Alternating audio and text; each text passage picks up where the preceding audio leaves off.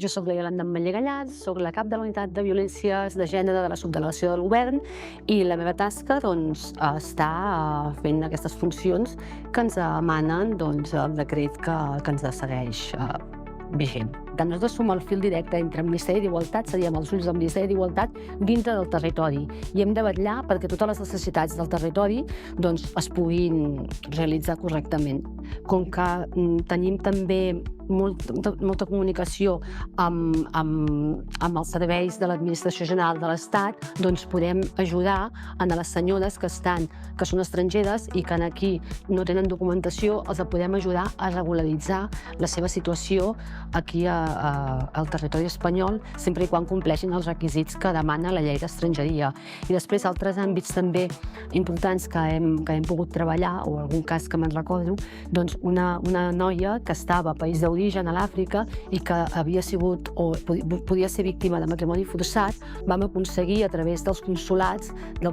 d'aquí d'Espanya, vam fer la feina perquè pogués venir cap aquí i a la xarxa del territori d'aquí de Girona es pogués acollir aquesta noia i pogués sortir d'aquest matrimoni forçat aquesta jove. Va venir cap aquí, ens va costar molta feina, però va ser molt interessant. I ho vam treballar conjuntament amb les entitats socials, en aquest cas amb Valentes i Acompanyades, que és una entitat que està gironina, que treballa els matrimonis forçats. I casos com aquests te'n podria explicar d'alguns altres. No és lo habitual, perquè són casos bastant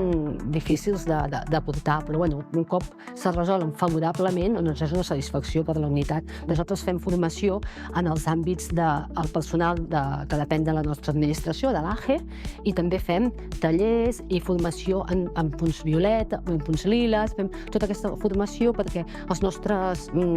companys